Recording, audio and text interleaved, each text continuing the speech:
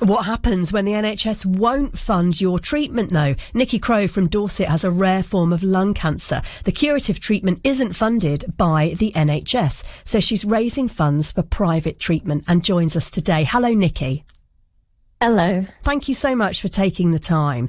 And I'm sorry to hear about what you've been going through, because it's been nearly a year since your diagnosis. How are things right now? Yeah, it's been a year since diagnosis. It was Valentine's Day. I was diagnosed after 18 months of misdiagnosis. So I've had cancer for a lot longer than a year, and was struggling with it.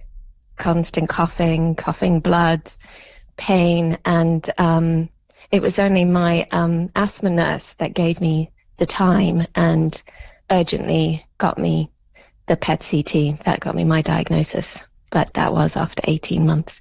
So now I've been a year, and I am doing better. I'm on a palliative treatment, however, so I'm on a medication that reduces the size of the tumour. So as you can tell, I'm not coughing every few seconds.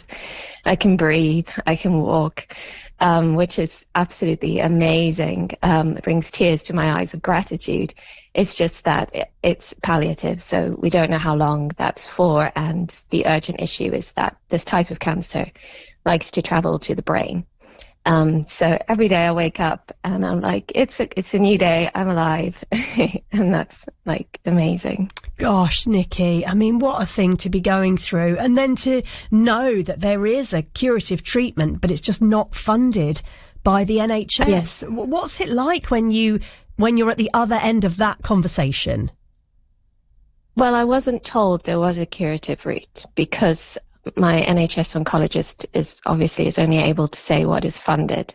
So I had a second opinion privately, and there is a curative route. It's a combination of treatments. So individually, those treatments are funded and available on the NHS. It's just the combination which is not, it's just so frustrating. And there are lots of other people that have the same form of cancer. It's called rare because it's mainly Asian women, and it seems to be due with fumes and the cooking that gets this form of cancer. But I'm very, very sensitive to environmental fumes and chemicals, and so I think that's why I have it. But yes, going back to your question, it's just so frustrating. There's trial evidence that got the gold standard to go ahead, but it's just not funded. How much do you need, and how is your fundraising going so far? Yeah, I've been fundraising since Easter last year, and we've only just met a major milestone, which is 50% of the way there. So I'm really, really happy about that. But it's tough. It's tough, and also it's been so long now fundraising that it gets harder and harder. But I've had so just recently the Snug, some local businesses have come forward. The Snug did a bake sale for me, which was just amazing. I treat myself to a piece of cake once a month, and they raised £400, and Save Energy UK's given me £500. So I'm hoping maybe more businesses will come to help and more of the community. But I'm very, very grateful for what has been done so far.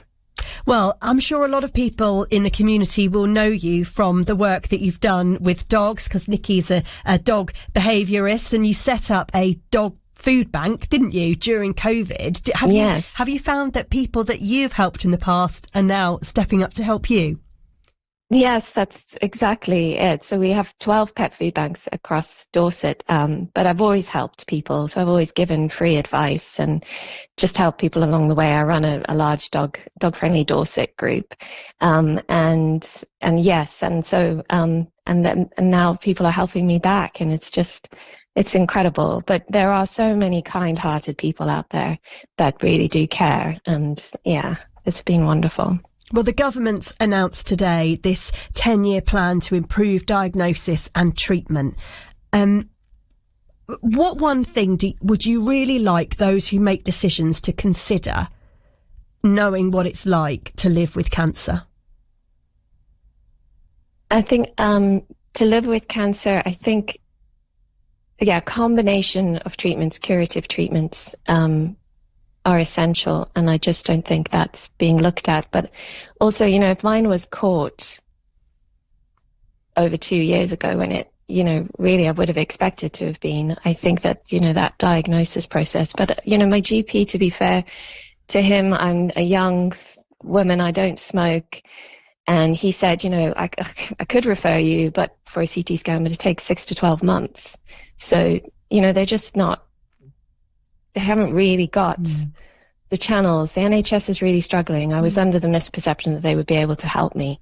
And I think that's wrong to expect that as well, because it's just not the situation that the NHS is in.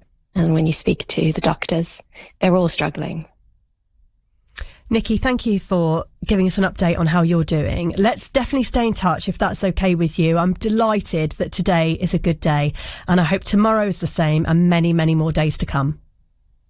Thank you so much. Thank you. It's good to have you on the programme. Nicky Crowe joining us on BBC Radio Solent from Dorset. You may know Nicky from Dog Friendly Dorset. It's the CIC, community interest company, and pet food banks across the county. But she's also living with a rare form of lung cancer, receiving palliative care through the NHS. But there is a curative treatment available, which she is fundraising for.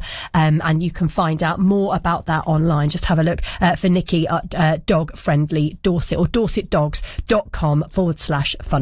You're listening to BBC Radio Solent.